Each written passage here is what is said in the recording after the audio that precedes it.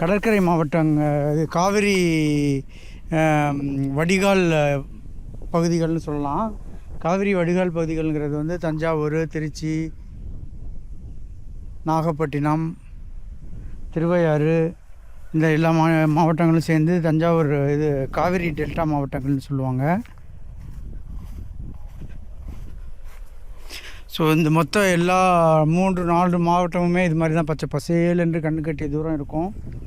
அது பேருந்துலேயோ இல்லை வந்து மற்ற வாகனங்கள்லேயோ ரொம்ப 100 கிலோமீட்டர் 200 கிலோமீட்டர் தூரத்துக்கு பயணம் செஞ்சோன்னா நமக்கு நல்லாவே தெளிவாக தெரியும். தஞ்சாவூர்னால் தஞ்சாவூர் தாங்கிற மாதிரி இருக்கும்.